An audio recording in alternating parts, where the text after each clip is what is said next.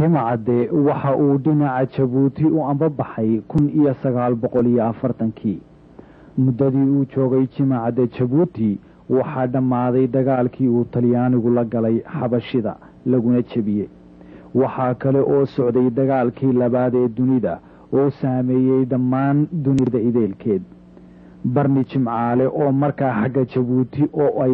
ay Timacadde ku kulmi doonaan u soo socotay waxay ii sheegtay in guud ahaan geeska Afrika uu noqday goob ay ku loolamaan ciidamada Ingiriiska iyo kuwii Talyaanigu.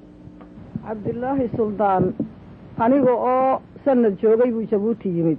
wuxuu ka yimid Itoobiya dagaalkii labaad ee adduunka kolkii loo ambabaxay iyaan anigu Jabuuti imid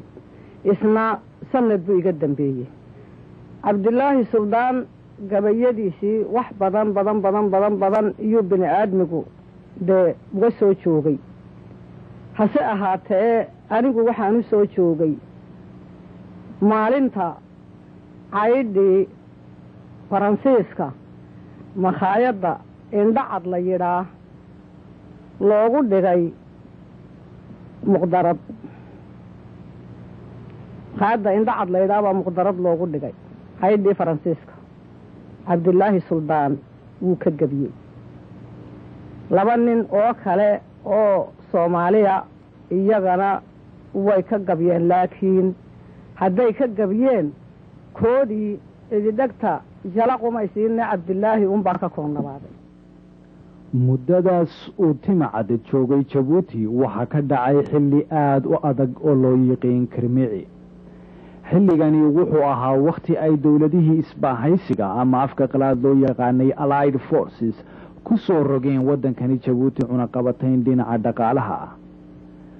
haddaba sida ay barni Jimcaale hadalkeedii aan ka dhadhansanay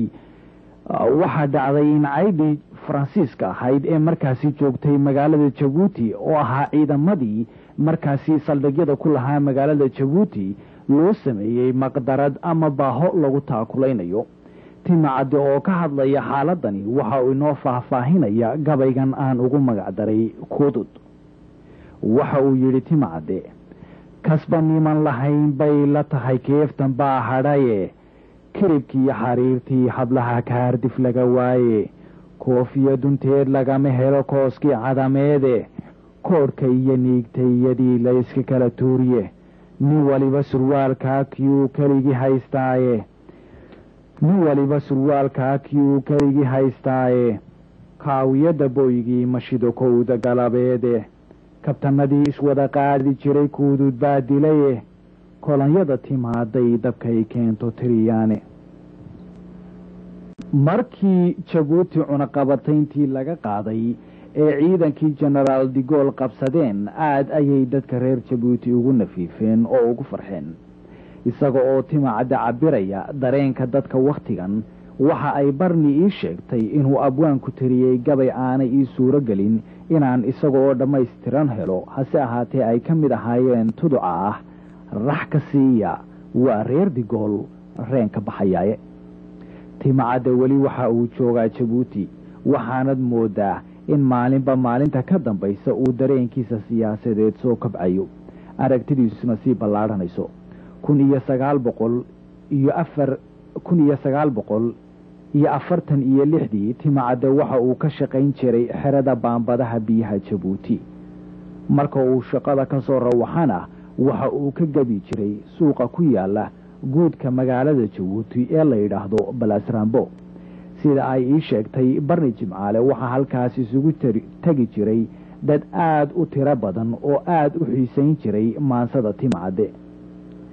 Timacadde waxa uu isu day jiray inuu gabaygiisa ku kiciyo ummadda Soomaaliyeed ee uu gumaystuhu jaraha birta ah ku giijiyey kuna baraarujiyo deegaanta siyaasadeed ee ku godaaman Cabdullaahi Balasrambo wuxuu ahaa qaadigii la odhanayay Sayid Cali qaadigaa Sayid Cali la odhanayay ee sharciga islaamka xukuma ayuu Cabdullaahi ka gabi jiray xafiiskiisa xafiiskuna Balasrambo buu xagga sariibada weyn kaga soo jeeday gabaygaasi tartan ma ahayn gabay dee uu gabyo oo maxaanku idhaahdayey ummadda ilaahay markaa uu gabyaayo dariiqaa wixii maraya iyo wixii kolkaa uu gabyaayo ilaahay ogeysiiyo cidibo maba shaqo tegayna halkaa unbaa laga daawanayay sayidkuna dee sidaasuu ku ogolaayo maxaanku idhaahdayey uu kaga raali ahaa gartay balaas raambo waa goob ku taalla bartamaha magaalada jabuuti dad ahaanna ugu badan iyadoo ay qaybiso halka dadka soomaalidu ku noolaan wakhtigaa isticmaalka inta dushana ay gaaladu geli jirtay hase yeeshee maanta ay tahay goob reer jabuuti ay leeyihiin balaas raambose waxa weeye meel la isku arko oo mar kastaba qofba qofka uu doonayo dad badi ahaan u soo qaato waxay arrintaydu tahay waxa uu ka shaqeeyey cabdilaahi suldaan allaha u naxariistee baa la sheegayaa magaalada jabuuti intii uu joogay halka bombiyega loo yaqaano ama debdemista arrintaasi bal ka warran barniyey ilaahay wuxuu ka shaqaynayey halkaasi iminka aada sheegayso wuxuu ka shaqeeyey haddii aan maskaxdayda anigu ku hayey wuxuu ka shaqeeyey 8 sannadood 8 sannadood kolkuu ka shaqeeyey 8 sannadood annagu 3 sannadood baan wada jiray 3 sannadood kolkaan wada jiray waanu kala soconnay isaguna Soomaaliya buu qabtay si kastaba ha ahaatee waa kii si cartan iyo dhiidhi ku jiro uga tiriyey balaas raambo maansadii la magac baxday mudmud timacadde maansadan waxa uu ku yidhi makri malaha soomaalidii maxamed kaydoowe maskab kuma qabtaan daarahaad milicsanaysaane malgaash kolay ku tahay uunka kale waa midkaa qudha waxa uun la kala moosayaa madowga weeyaane miskiinkiina waa laga baxshaa qaar misjiidada maatida waxaa lagu guraa muudhikaarada mid hadduu la tago baasaboor xerada maariiga markhaatiga waxa uu ugu furtaan maali kharashkeede ha laysmudo maryuumaad hadago maalin gelinkeede nin kastaa milmilada haw dhintee waan mudmudayaaye muuqaygan gaabani rag buu meel ka ridayaaye magacaygu duniduu ku yahay milicsidiisiiye